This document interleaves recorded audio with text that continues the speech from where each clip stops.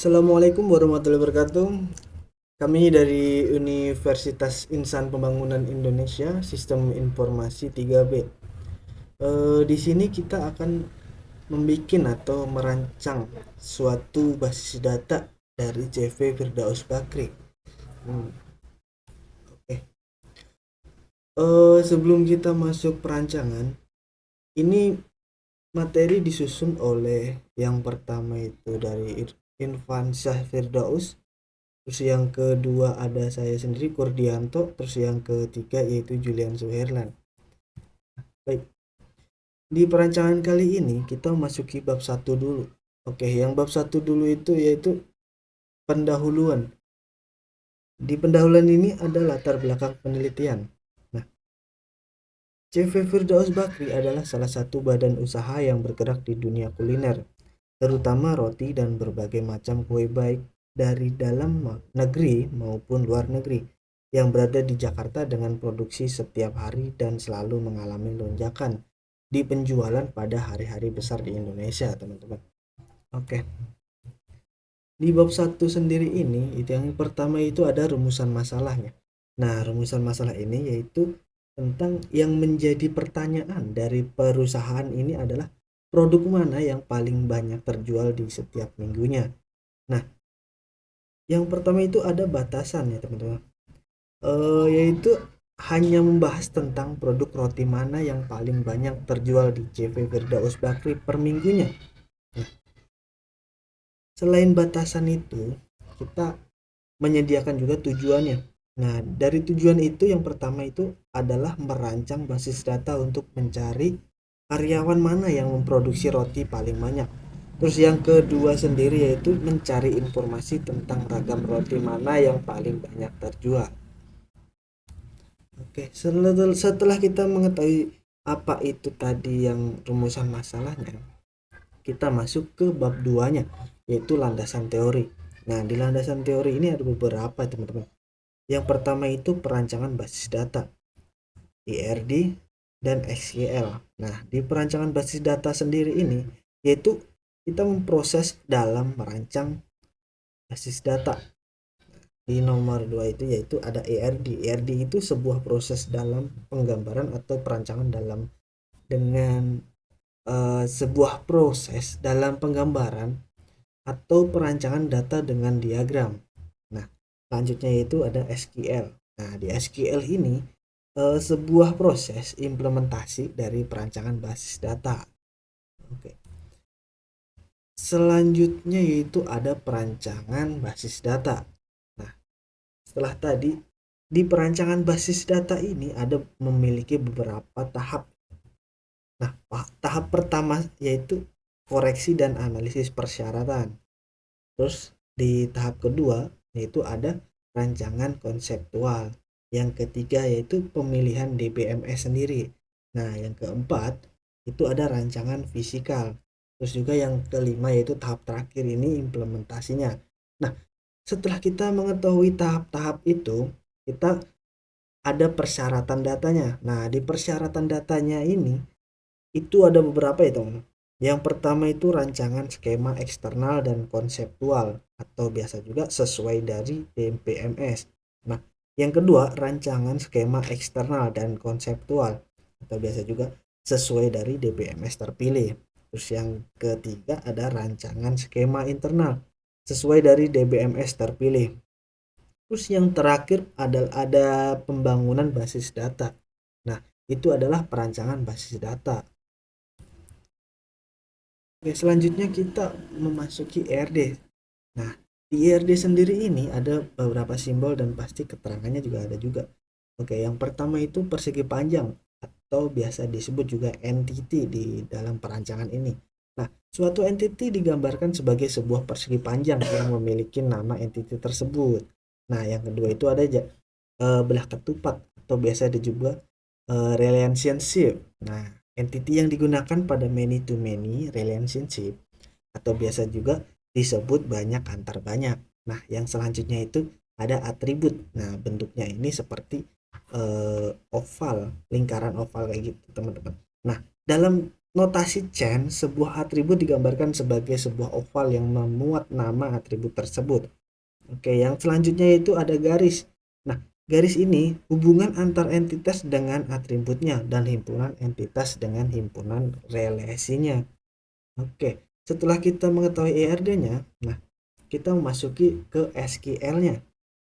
Nah, di SQL ini klasifikasi perintah-perintah SQL. Nah, di SQL ini ada dua, yaitu DDL dan DML. Nah, di DDL ini yaitu ada create, drop, alter, transcat, comment, dan rename. Yang selanjutnya itu di DML. Nah, di DML ini bisa select, insert. Nah, setelah kita mengetahui SQL, selanjutnya kita akan memasuki bab ketiganya, yaitu perancangan. Nah, setelah dari bab 1, bab 2, dan juga ini masuki bab 3. Di bab 3-nya ini adalah perancangannya. Nah, di perancangan ini ada tiga tahap, yaitu ada perancangan ERD, pembuatan data, dan juga implementasinya. Kita masuki ERD-nya. Nah, di ERD sendiri ini entitinya itu yang pertama ada karyawan. Nah, karyawan ini sendiri memiliki atribut. Nah, atributnya apa saja? Atributnya yaitu ID karyawan dan nama karyawan. Terus selanjutnya itu di produksi relationship ini. Nah, relationship ini yang adanya di produksi. Nah, produksi itu apa saja nama atributnya, yaitu ada ID karyawan, ID barang, tanggal, dan juga quantity hasil. Terus yang selanjutnya itu ada barang. Nah, barang ini sendiri memiliki atribut ID barang dan nama barang. Kita memasuki di tabel implementasi dan SQL DDL. Nah, ini adalah contoh, ini adalah tiga tabel. Nah, tiga tabel dari keterangan tadi. Nah, di sini yang pertama itu ada tabel karyawan, yang kedua ada tabel barang, dan ketiga tabel produksi. Nah, gimana cara membikinnya? Yang tabel pertama itu yaitu tabel karyawan, yaitu create table karyawan, ID underscore karyawan integer. Nah, ini tipenya pakai integer, teman-teman. Nah, ukurannya pakai 10. Ini adalah keterangan primary key. Nah, jangan lupa ya, ID karyawan itu adalah primary key-nya. Terus yang kedua itu ada nama karyawan, yaitu nama underscore karyawan. Dia pakai tipenya tipe varchar. Nah, ukurannya dia pakai 30. Oke. Yang selanjutnya itu di tabel barang. Nah, di tabel barang ini kita bikin create table barang, ID underscore barang, dia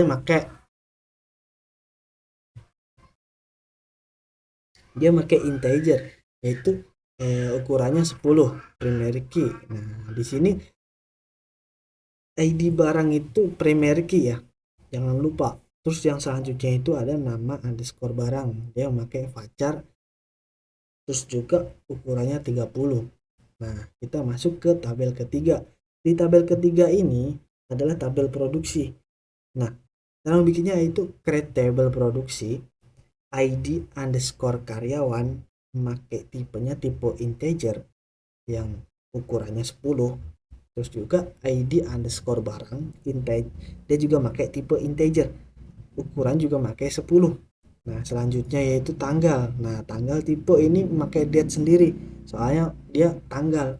Terus selanjutnya itu quantity hasil, dia memakai integer, terus juga ukurannya 10. Setelah kita mengetahui tiga tabel itu, nah, kita lanjut alter tabel produksi add constraint. Nah, produksi underscore ID underscore karyawan underscore ID underscore karyawan. Nah, di sini forensinya yaitu ID underscore karyawan. Nah, referensi yaitu karyawan, itu ID underscore karyawan. Nah, selanjutnya alter table menjual add constraint produksi underscore ID underscore barang underscore ID underscore barang. Nah, foreign key-nya adalah ID underscore barang. Nah, referensi barangnya itu ID underscore barang. Nah, ini adalah tabel implementasinya. Oke, yang selanjutnya itu penyiapan datanya. Nah, di sini udah ada beberapa ada data-data yaitu udah disiapkan oleh kami, yaitu ID karyawannya, nama karyawan, terus juga ID barang, nama barang. Nah, ini adalah contoh dan juga data yang dihasilkan atau yang kami dapatkan dari CV Firdaus Bakri tadi. Nah, ini adalah data-datanya dalam penjualan per minggu. Nah, selanjutnya itu kita masuki bab keempat, yaitu implementasi. Nah, di implementasi ini itu memakai DB Design. Nah, di aplikasi ini memakai database designer. Nah, database designer ini kita bisa membuat atau merancang suatu data, atau juga kita bisa membuat IRD-nya di sini. Nah, di sini kita bisa membuat database-nya. Nah, ini adalah contohnya. Itu ada karyawan, atributnya ID karyawan, nama karyawan. Jangan lupa yang ID karyawan tadi kan primary key. Nah, di produksi itu sendiri yaitu ID karyawan itu foreign key dan juga ID barangnya itu foreign key. Dan di tabel barang yaitu ID barangnya itu primary key-nya. Nah, jadi di tabel produksi itu foreign key, dia akan menghubung ke tabel yang dia itu beratribut primary key ya. Nah, jadi dia saling menghubung. Oke. Nah, ini adalah hasil dari database yang tadi, menurut data tadi. Oke, yang selanjutnya itu ada DB Designer memakai XAMPP atau XAMPP. Nah, di sini dijelaskan ya hampir sama kayak DB Designer tadi ya. Nah, ini adalah contoh dari database yang kita bikin. Nah, kita bisa melihat di sini juga ada karyawan ID. Nah, ID-nya ini adalah primary key. Nah, di tabel produksinya yaitu ID karyawannya ini sebagai foreign key dan juga ID barangnya sebagai foreign key. Nah, foreign key ini akan menghubung ke tabel karyawan yang ID karyawan itu primary key. Nah, dan juga foreign key ID barang itu akan menghubung juga di ID barang. Nah, ID barang itu juga primary key. Nah, sekarang masuki kesimpulan. Nah, kesimpulan ini sendiri kita sudah menyimpulkan barang mana saja yang paling banyak terjual dalam satu minggunya, yaitu kromboloni. Nah, kromboloni ini kuantitinya sampai 12.500 dan juga nomor 2 arem-arem 11.800 dan cheesecake-nya 11.700. Oke. Jadi kromboloni ini sangat paling banyak dalam penjualan satu minggu. Itu adalah presentasi dari kelompok kami, dari mahasiswa Universitas Insan Pembangunan Indonesia. Jika ada salah kata atau kurang kata yang berkenan, kami mohon maaf. Sekian dari kelompok kami. Assalamualaikum warahmatullahi wabarakatuh. Terima kasih, teman-teman.